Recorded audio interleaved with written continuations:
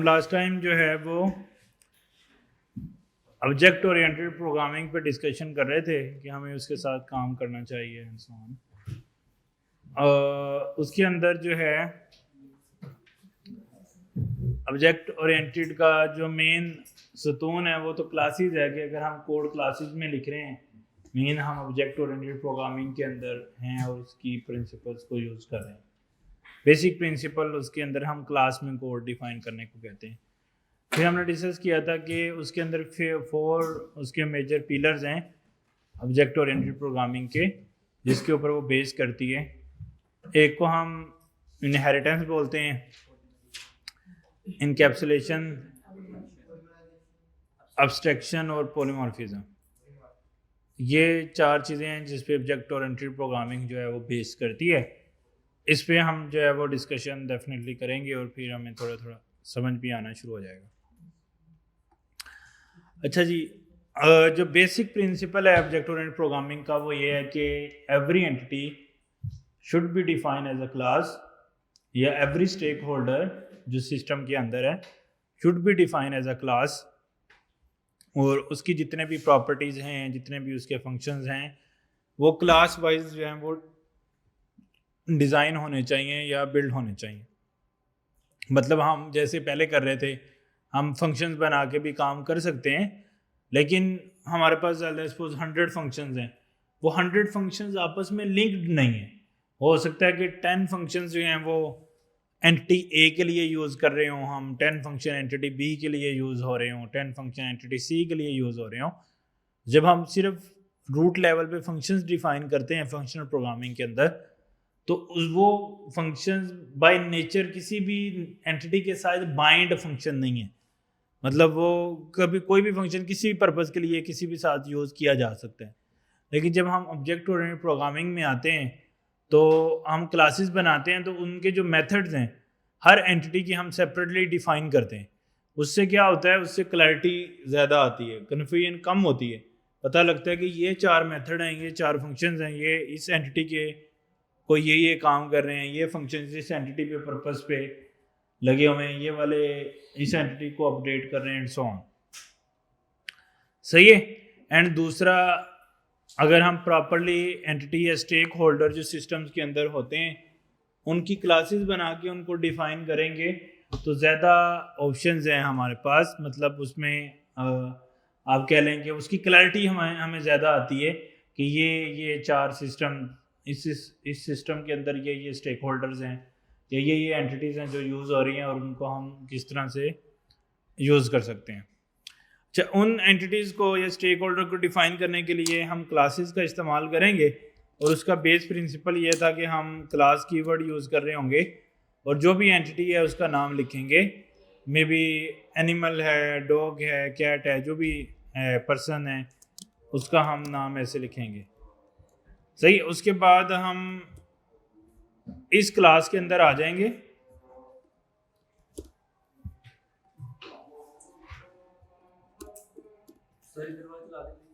अच्छा जी, हमारा गोल ये था कि हम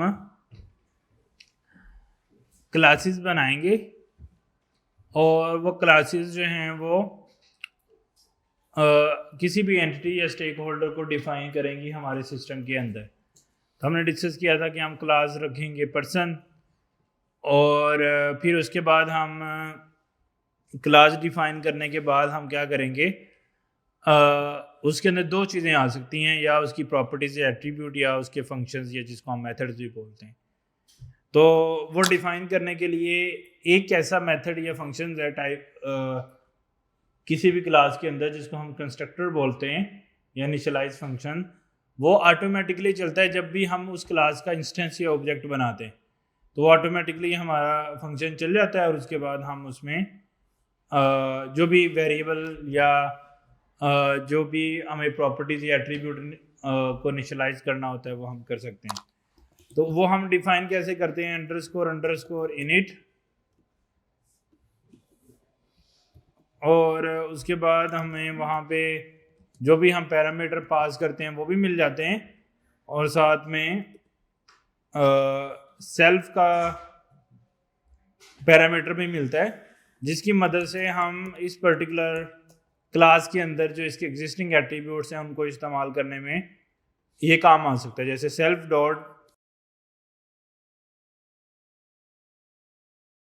dot name equal to name, self dot age equal to age. तो हमने क्या किया, इस क्लास के अंदर एक कंस्ट्रक्टर का मेथड बनाया है जिसको हम इनिट मेथड भी बोलते हैं।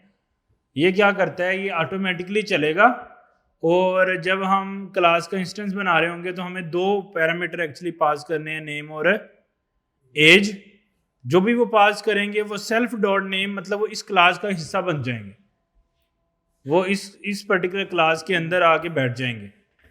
अब दूसरे मेथड जो हैं जो भी हम बनाएंगे वो इन एट्रीब्यूट का इस्तेमाल कर सकते हैं। तो हर मेथड के अंदर हमें पहले पैरामीटर के अंदर सेल्फ मिल जाएगा, जिसकी सेल्फ या उसको कुछ भी नाम दे सकते हैं, हम सेल्फ बोलेंगे। उस पैरामीटर को यूज़ करते हुए हम किसी भी वेरिएबल का इस्तेमाल मतलब किसी भी जगह पे उसका इस्तेमाल हम कर सकते हैं। तो लेट्स सपोज अगर मैं कहता हूँ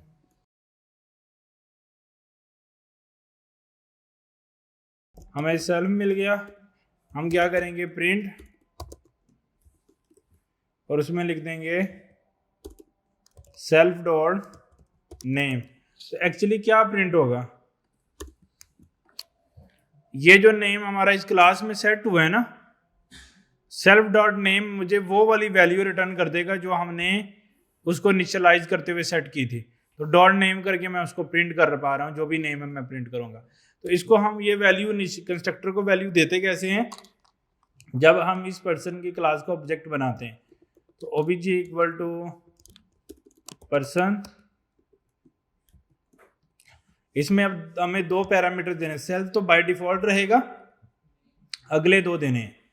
कौन कौन से, नेम और एज। सही है। तो इस तरह मैंने इसमें नेम एंड एज उसके अंदर पास आउट कर दिया और जिससे ये वाला कंस्ट्रक्टर जो है वो ऑटोमेटिकली जो है वो चल जाएगा। अच्छा, अब इसके अंदर मुझे क्या करना है कि इसमें इस पर्टिकुलर इंस्टेंस में मुझे कौन कौन सी चीज़ें मिल जाएंगी, तीन मिलेंगे ना। कौन कौन सी, लॉजिकली चार हैं।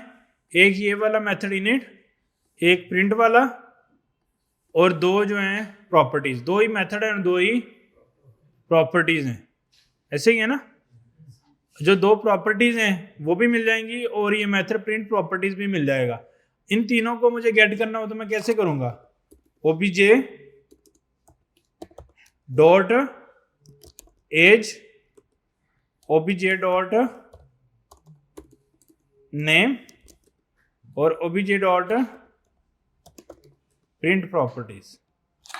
अच्छा, ये जो इनएड वाला है वो बाय डिफॉल्ट मुझे बाद में कॉल करने के लिए तो नहीं मिलेगा, लेकिन जैसे मैंने ये पर्सन की क्लास को कॉल किया था और उसमें जो पैरामीटर कॉल किए थे तो ऑटोमेटिकली ये वाला कंस्ट्रक्टर चल जाता है। तो कंस्ट्रक्टर एक ऐसा मेथड है जो ऑटोमेटिकली चलता है और लाइव में सिर्फ एक ही दफ़ा चलता है, यानी क्लास की लाइव में एक ही दफ़ा चलता है, पहली दफ़ा, फिर बार बार उसको आप कॉल नहीं कर सकते।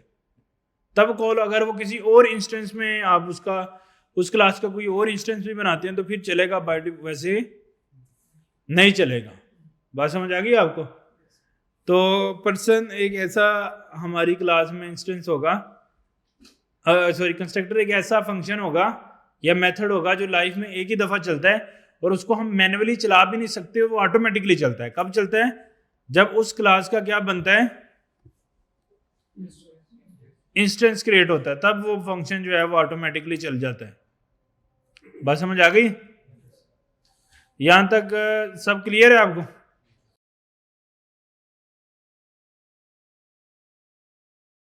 हाँ जी, ये मैंने एक मेथड बनाया है या फंक्शन बनाया जिसका नाम है प्रिंट प्रॉपर्टीज।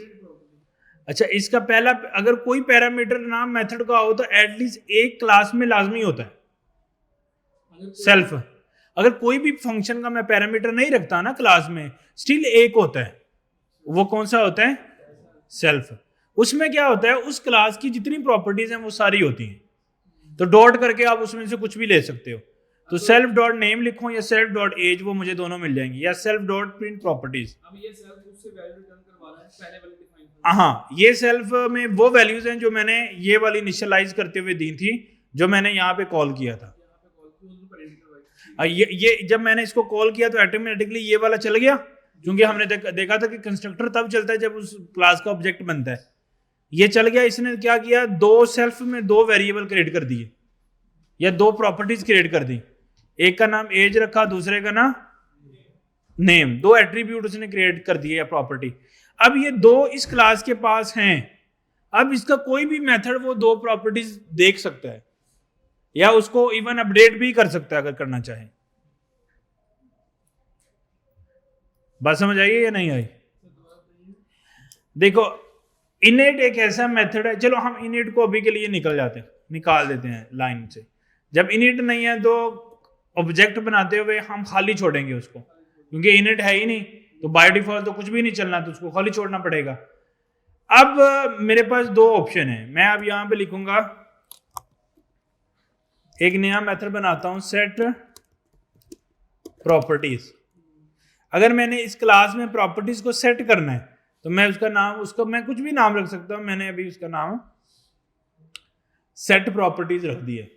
अब इसमें मुझे बाय डिफॉल्ट एक पैरामीटर तो मिलेगा ही मिलेगा, सेल्फ। साथ में आप जितनी नई चीजें चाहें मैं करूंगा, उसके साथ आप एक और आपको मिल जाएगा नेम। गुड। अब मैं कह रहा हूं कि आपको नेम भी मिल गया और आपका ये फंक्शन भी है। अब आपने करना ये है कि आपने इसके अंदर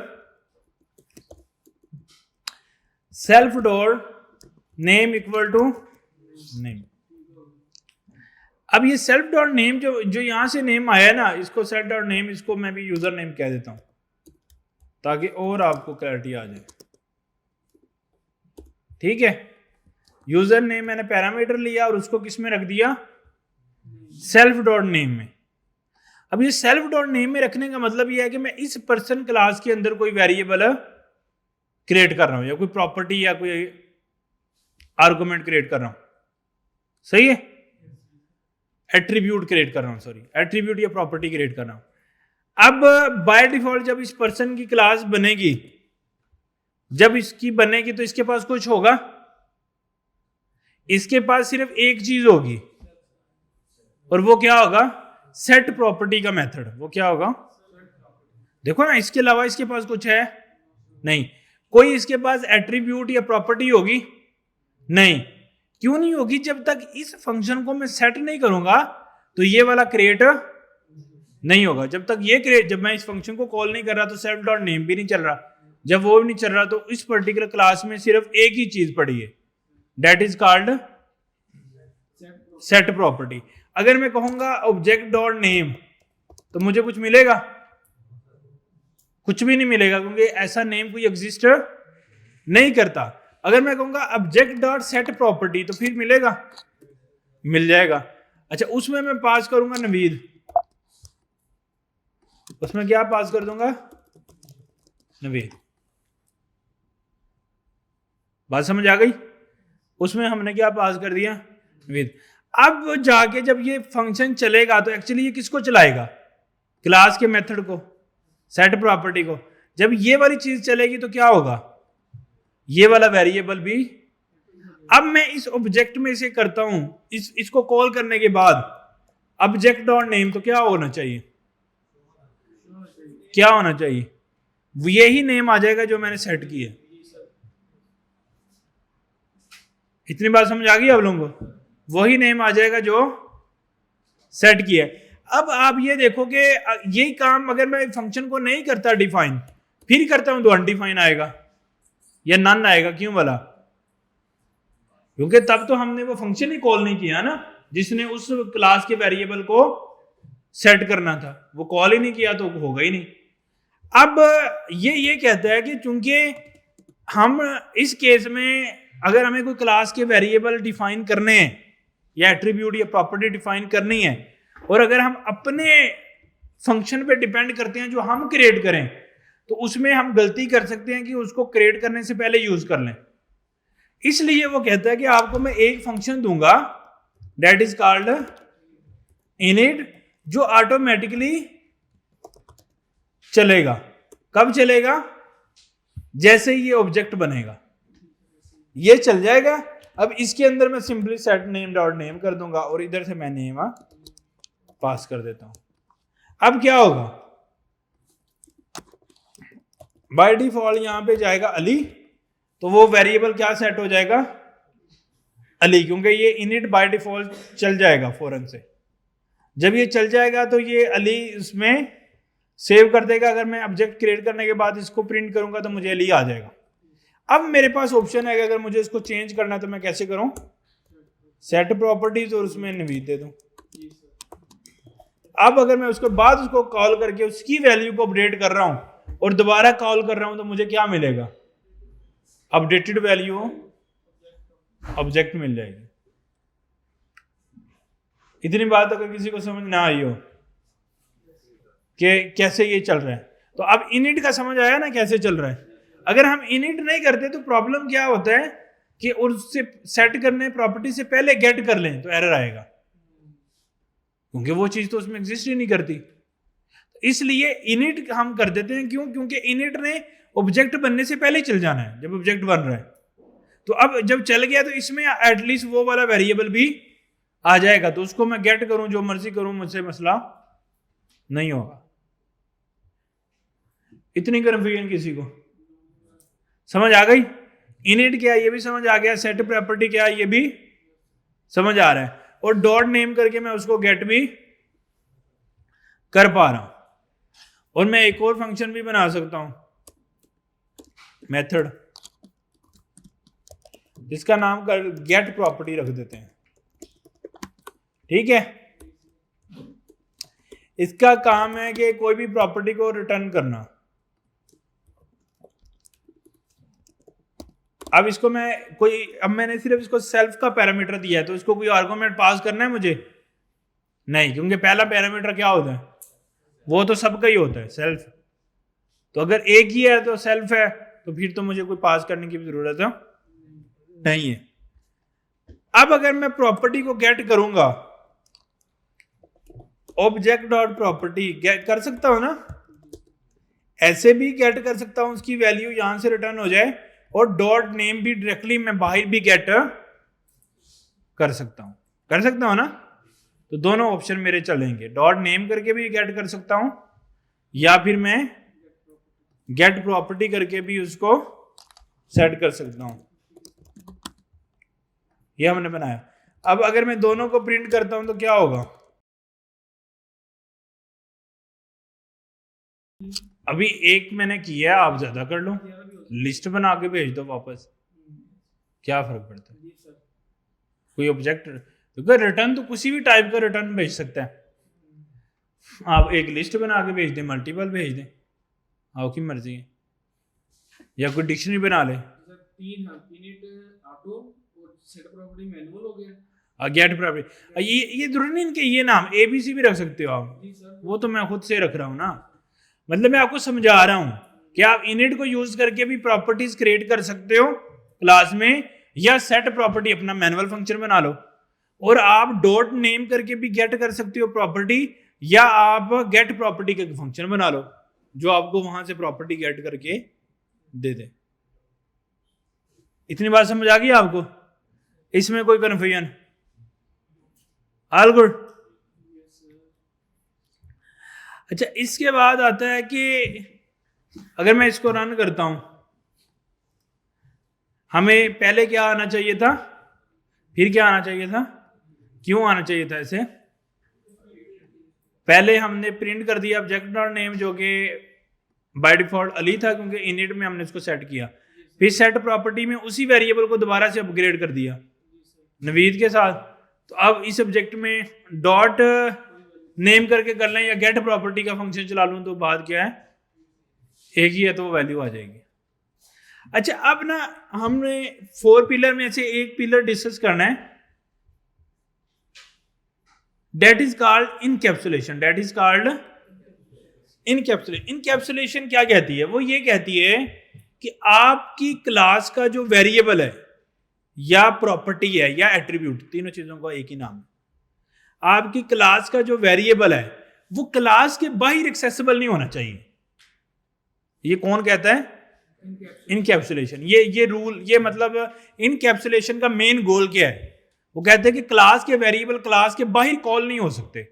जैसे अभी आप यहां देखो ऑब्जेक्ट डॉट नेम में कॉल कर पा रहा हूं ना, ये इनकैप्सुलेशन की वायलेशन है। इनकैप्सुलेशन क्या कहते हैं? क्लास का वेरिएबल क्लास के बाहर कॉल नहीं हो सकता, नहीं होना चाहिए। ये वो मतलब फोर्स करता है इसको, क्योंकि हम कर रहे हैं तो हम वायलेट कर रहे हैं उसको। अच्छा, ऐसा वो क्यों कहता है? वो इसलिए कहता है, वो कहता है कि क्लास के जितने वेरिएबल है ना, उसको क्लास के सेटर गेटर मेथड ही सेट करें। मतलब कोई सेट प्रॉपर्टी, गेट प्रॉपर्टी, यही उसको यूज कर सके, बाहर से हम उसको मेन कोर कोड में कॉल ना कर सके। क्लास का वेरिएबल क्लास के अंदर ही सिर्फ यूजफुल हो।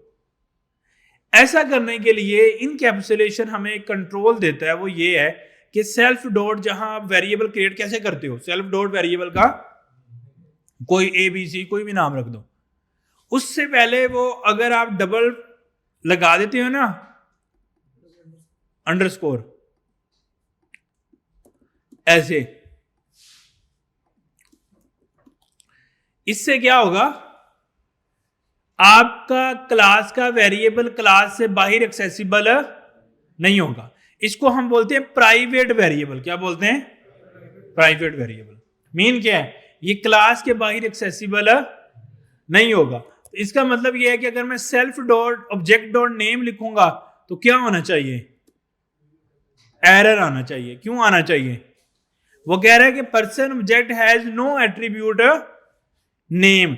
मतलब वो जब उसका ऑब्जेक्ट बन रहा है ना, तो उसमें हमने क्या कहा था कि वो चीजें होती हैं, जितने भी मेथड, जितनी प्रॉपर्टी आ जाती हैं, अब उसमें वो नहीं आती जो जो प्राइवेट होती हैं।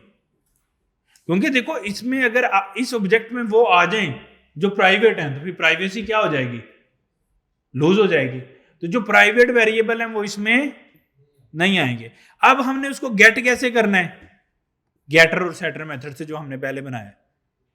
अगर मैंने प्राइवेट वेरिएबल को सेट करना है तो मैं डायरेक्टली सेट नहीं कर सकता, एक फंक्शन बनाऊंगा सेट प्रॉपर्टी या कुछ भी ऐसा, ABC या कोई भी, उसको मैं अपनी वेरिएबल का वैल्यू दूंगा, वो लेके जाएगा और वो उसको जाके क्या कर देगा? अपडेट। और अगर मुझे गेट करना है तो मैं क्या करूंगा? Get property. तो ये जो एरर आ रहा था, ये किस तरह खत्म होगा? अगर मैं यहां पे डॉट नेम की जगह क्या कॉल कर दूं? गेट प्रॉपर्टी कॉल कर दूं। तो पहले अब मुझे क्या मिल गया और फिर बाद में क्या मिल गया? फर्क क्या हुआ कि मैं डायरेक्टली डॉट नेम करके उसको गेट नहीं कर पा रहा। किस तरह गेट कर सकता हूं? फंक्शन के थ्रू। यानी कि देखो, ये फंक्शन कहां पे डिफाइन है? क्लास में। जब ये क्लास में डिफाइन है तो ये क्लास में तो इसको सेल्फ डॉट अंडरस्कोर नेम मिल रहा है, तो जब मिल रहा है तो वहां से वो रिटर्न करेगा, तो वो वैल्यू वापस आ जाएगी। तो इनकैप्सुलेशन का क्या काम है? इनकैप्सुलेशन का काम क्या है कि हम अपने वेरिएबल को क्या रखें? प्राइवेट रखें, प्राइवेट टू दी क्लास। अब जाहिर बात है 100% आप प्राइवेटेशन नहीं कर सकते, हम कुछ हद तक कर सकते हैं, तो कुछ को हम पब्लिक कर लेंगे जो हमें ज्यादा जरूरी है, बाकियों को कोशिश करेंगे कि हम प्राइवेट भी रखें ताकि हम इनकैप्सुलेशन को ऐड कर सकें। इतनी बात समझ आ गई आपको? कोई कंफ्यूजन यहां तक कि इनकैप्सुलेशन क्या है? अच्छा, अब इनकैप्सुलेशन भी हमें समझ आ गई। अब एक और चीज है कि हम इस क्लास के साथ इसको इनहेरेंट कर सकते हैं इसकी चाइल्ड क्लास में। मतलब हमारे पास एक और क्लास है, समझो, दैट इज कॉल्ड स्टूडेंट। मैं कहता हूं स्टूडेंट क्लास पर्सन क्लास को क्या कर रही है? इनहेरेंट कर रही है। इसको बोलते हैं इनहेरिटेंस। उसका मतलब क्या है कि स्टूडेंट क्लास में पेरेंट क्लास की सारी चीजें एड अप हो जाएंगी। तो पेरेंट क्लास के पास क्या क्या चीजें हैं? नेम तो प्राइवेट है, वो तो आएगा ही नहीं। कौन कौन सी दो चीजें हैं? सेट प्रॉपर्टी और एक, चलो हम पब्लिक भी कोई रख देते हैं, सेल्फ डॉट एज पब्लिक ही है ना ये, क्योंकि अंडरस्कोर नहीं मैंने लगाया, और उसकी एज में रख देता हूं 20, और यहां पे मैं उसको, अब इसमें दो हमारे पास एट्रीब्यूट या प्रॉपर्टी या वेरिएबल बन गए क्लास के, एक है नेम और दूसरा है एज, और ये दोनों किसके साथ कनेक्टेड हैं? पेरेंट क्लास की कनेक्टेड है। जब मैं स्टूडेंट को इनहेरिट करूंगा पर्सन से, तो एक्चुअली क्या होगा कि जो कुछ पर्सन का है वो स्टूडेंट का भी होगा। तो इसका मतलब है कि स्टूडेंट में क्या क्या होगा, सेट प्रॉपर्टी, गेट प्रॉपर्टी और एज। क्यों? क्योंकि वो तीनों चीजें पब्लिक हैं, वो तीनों चीजें हमें यहां पे मिल जाएंगी। अच्छा, तीन चीजें वो मिल गई। अब स्टूडेंट अपनी चीजें अलग से डिफाइन करेगा, लाइक रोल नंबर डिफाइन करता है। तो हम क्या करेंगे, हम डिफाइन करेंगे यहां पे def underscore underscore init underscore self, साथ में रोल नंबर, और मैं कहूंगा सेल्फ डॉट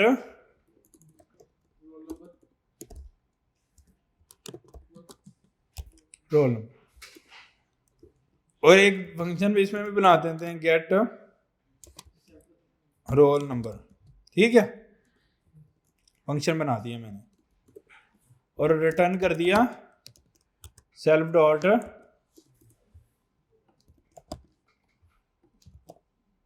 रोल नंबर। ठीक है, तो अब जब मैं इस क्लास का ऑब्जेक्ट बनाऊंगा जिसका नाम है जी स्टूडेंट, जिसका नाम क्या है स्टूडेंट, इसका जब मैं ऑब्जेक्ट बनाऊंगा तो मुझे एक्चुअली इसको एक पैरामीटर पास करना, that is called roll number. तो वो मैं यहां से कोई भी रोल नंबर पास कर दूंगा। लेकिन इस ऑब्जेक्ट में मुझे क्या क्या चीजें मिल जाएंगी, मुझे इसमें सेट प्रॉपर्टी भी मिल जाएगा, ये वाला फंक्शन, गेट प्रॉपर्टी भी मिल जाएगा, गेट रोल नंबर भी मिल जाएगा, और ऑब्जेक्ट डॉट रोल नंबर भी मिल जाएगा, और ऑब्जेक्ट डॉट एज भी मिल जाएगी। ऐसे ही होना चाहिए ना। तो जो भी पेरेंट का था प्लस चाइल्ड सब कुछ मिक्स होके मिल रहा है। अच्छा, एक चीज देखने वाली है कि अब मैंने स्टूडेंट का जब मैंने चलाया इसको, अगर मैं चलाता हूं तो यहां पे मुझे पास करना था, सॉरी, नेम। अच्छा, और अच्छा, अब इंटरेस्टिंग पार्ट है, वो क्या है कि मैंने एक चाइल्ड का तो चला लिया है कंस्ट्रक्टर। कैसे चला लिया? जब चाइल्ड का ऑब्जेक्ट बना, पेरेंट का कंस्ट्रक्टर कैसे चलेगा ये देखने वाली है। तो उसके लिए हमें क्या करना पड़ता है, हमें यहां से सुपर का एक कॉल करना पड़ता है। सुपर एक फंक्शन है जिसको हम कॉल करते हैं, उसमें से हम सुपर मतलब उसके पेरेंट के अगर हमें फंक्शन कॉल करने हो तो हम उसका फंक्शन कॉल करेंगे, उसको हम पास करेंगे नेम। वो हम इधर से भी पास कर सकते हैं रोल नंबर के साथ नेम, वो हमें स्टूडेंट के पैरामीटर में मिल जाएगा नेम, और वो हम यहाँ पे पेरेंट के कंस्ट्रक्टर को पास कर देंगे। जब हम उसके पेरेंट के कंस्ट्रक्टर को पास करेंगे तो मुझे अब ये सारी चीजें मिल रही हैं जो मुझे रिक्वायर्ड थी। तो अगर मैं अभी सेट प्रॉपर्टी से पहले ऑब्जेक्ट में प्रिंट करता हूं, ऑब्जेक्ट डॉट गेट प्रॉपर्टी करता हूं, तो मुझे क्या मिलना चाहिए, क्या मिलना चाहिए? मुझे अली मिलना चाहिए। क्यों मिलना चाहिए अली? देखो, स्टूडेंट ने रोल नंबर और अली नेम लिया, उसने स्टूडेंट का कंस्ट्रक्टर चलाया, इधर रोल नंबर आ गया, इधर नेम।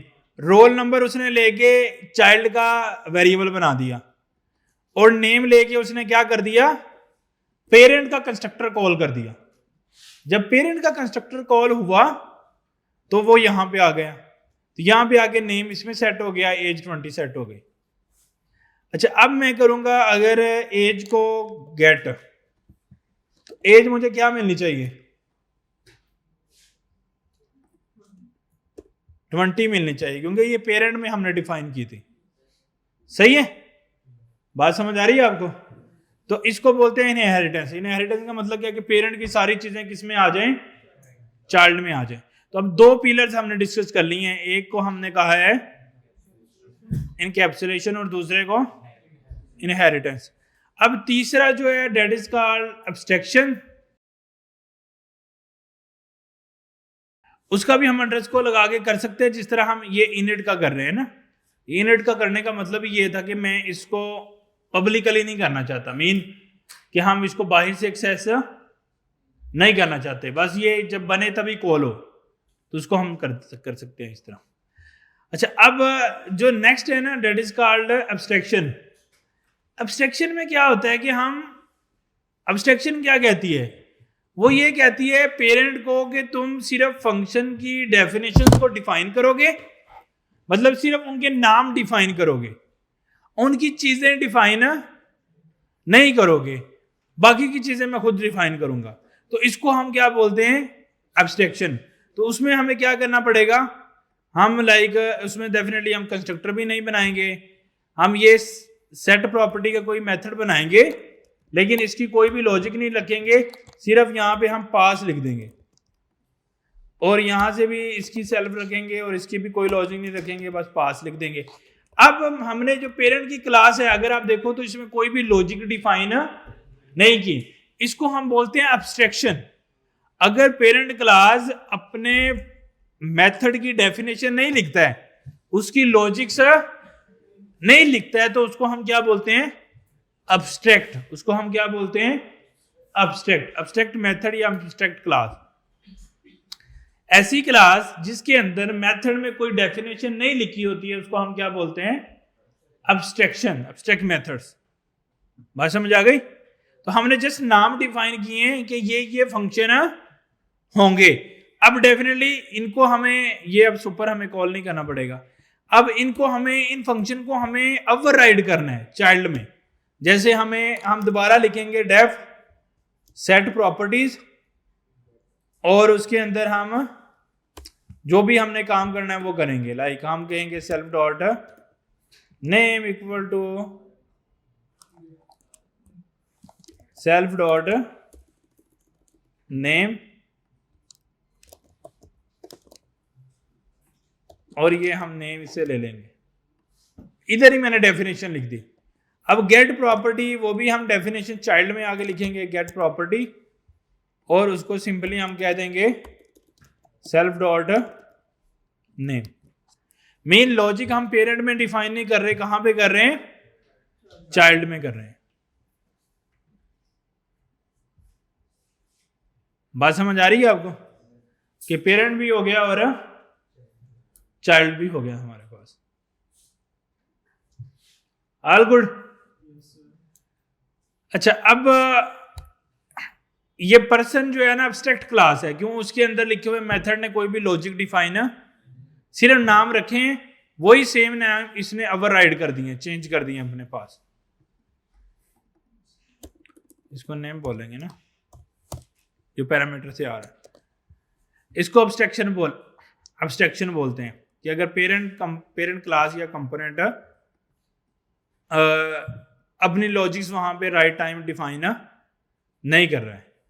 अब इसको हमने चाइल्ड में डिफाइन कर दिया, तो अब हम इसकी गेट चीजें बाकी करेंगे तो यहाँ पे वर्क आउट हो जाएगा। एज हमने डिफाइन नहीं किया तो इसलिए मैंने इसको रिमूव कर दिया। अच्छा, उसके बाद है जी पॉलीमॉर्फिज्म। उसके अंदर क्या होता है,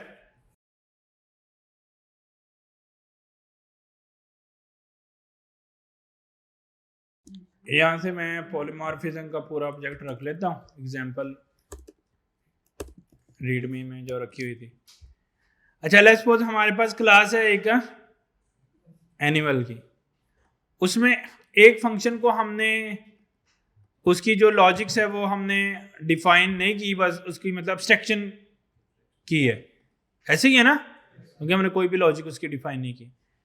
अब एक क्लास जो है वो, एक ही क्लास एनिमल दो पर्टिकुलर किस्म की किस्में, एक डॉग है, डॉग भी उसको इनहेरेंट कर रहा है और कैट भी एनिमल को इनहेरेंट कर रहा है और एब्स्ट्रैक्शन भी हो रही है। मतलब ये चारों कंसेप्ट इकट्ठे भी यूज हो सकते हैं, दो तो ऑलरेडी हो रहे हैं ना, ये एब्स्ट्रैक्शन हो गई और ये इनहेरिटेंस भी हो गई। अच्छा, इसमें हम एक और काम भी कर सकते हैं कि हम मतलब अगर आपने इनकैप्सुलेशन करनी है तो आप कोई भी चीज़ यहाँ पे let's suppose self dot name underscore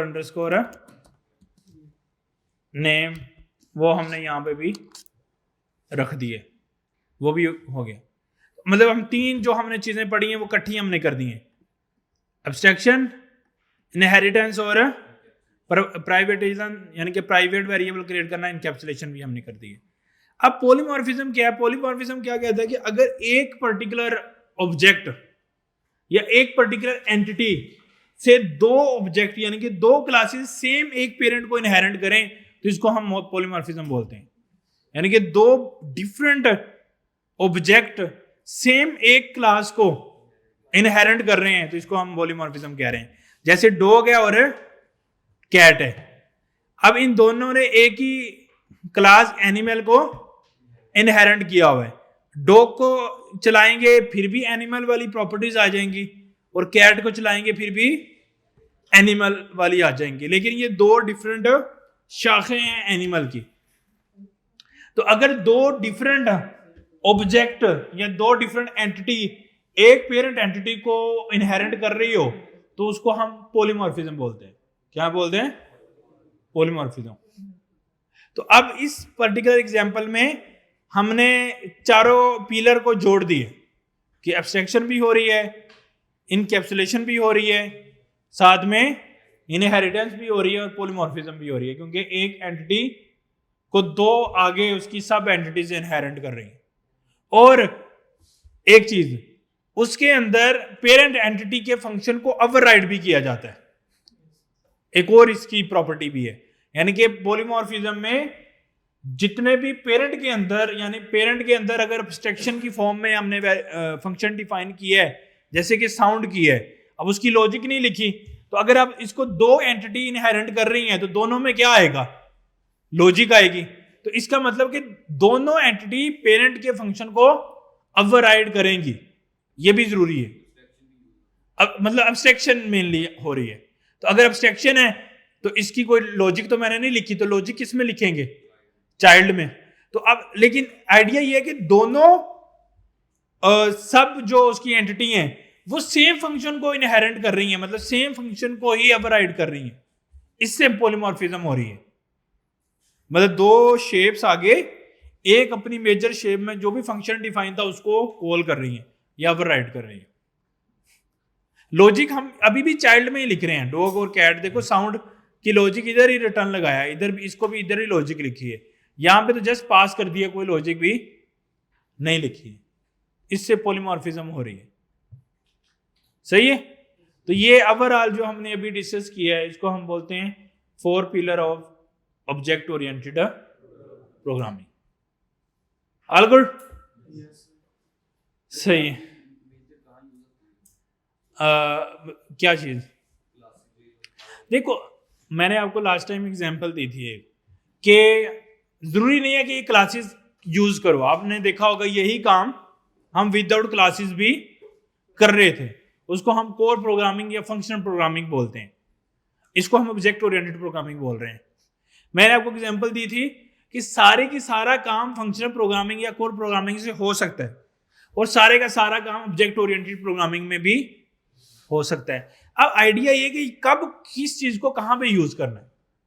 मैंने आपको एग्जांपल दी थी कि अगर आपने एक छोटा सा एक कमरा रूम बनाना है तो उसके लिए क्या पूरी पेपर वर्क करेंगे, डॉक्यूमेंटेशन करेंगे कि इतना स्टील लगेगा, इतनी ईंटें लगेंगी, ये करेंगे वो करेंगे, मतलब कितना लोड आएगा, कितनी मिट्टी ऊपर डालनी है, क्या सारी मैथ निकालेंगे उसकी?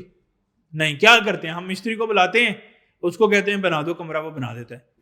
अगर हमें पूरी एक बिल्डिंग बना रही है बुर्ज खलीफा की तरह 100 मंजिला, तो क्या वो आप ऐसे बना दोगे? नहीं। उसमें क्या करना पड़ेगा?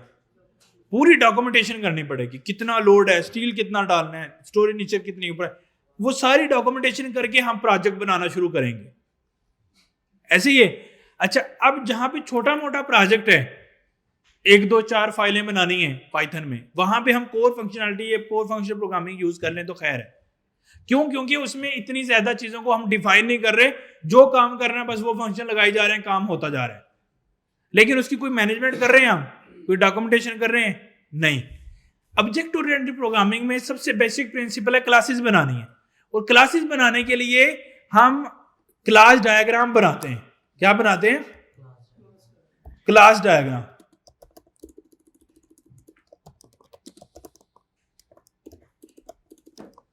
मैंने आपको लास्ट टाइम शायद दिखाया भी था, दिखाई दे ना क्लास डायग्राम। इस तरह की पहले क्लास डायग्राम यानी कि डॉक्यूमेंटेशन होती है, फिर उन क्लासेस को देखते हुए, यानी कि इसमें देखो लिखा हुआ है कितने एट्रीब्यूट होंगे, कितने फंक्शन होंगे। जैसे ये देखो, बताइए टेलर है, क्या है ये? टेलर है ना। इसमें देखो, अब इसमें 2 एट्रीब्यूट है, आईडी और नेम, और कितने फंक्शन है? 5-6 फंक्शन है। इसमें क्या है? सिर्फ एट्रीब्यूट है। इसमें क्या है? प्रॉपर्टी भी हैं और फंक्शन भी हैं। यानी कि ये सब कुछ हम पहले क्लास डायग्राम में बना लेते हैं, और कौन सी क्लास किससे लिंक है, कौन सी किधर से इनहेरेंट हो रही है, किसका किससे रिलेशन बन रहा है, सब डायग्राम्स बनती हैं। फिर उन डायग्राम को हम कन्वर्ट करते हैं क्लासेस के अंदर इस तरह से, और इनकैप्सुलेशन, इनहेरिटेंस और उसके सारे रूल्स अप्लाई करते हैं। ये सारे करने का फायदा क्या है? ये सब कुछ करने, इससे ज्यादा टाइम लगेगा, डॉक्यूमेंटेशन कर रहे हैं तो क्या होगा? टाइम लग रहा है। लेकिन इससे क्या फायदा मिलेगा मुझे?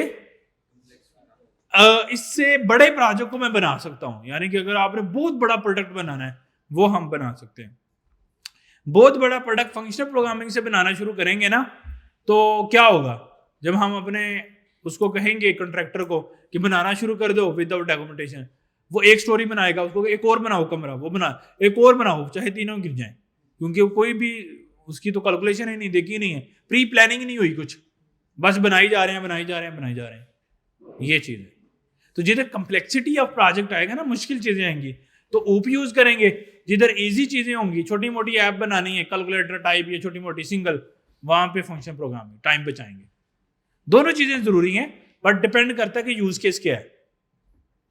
समझ आ गई बात? तो जिधर कम्प्लेक्स बड़े प्रोजेक्ट होते हैं या बड़ी अच्छी कंपनीज है, वो ये यूज करती हैं। जितने छोटे प्रोजेक्ट होते हैं उधर वो यूज होता है। कोई यहां तक परेशानी? All good? Object oriented programming की समझ आ गई है?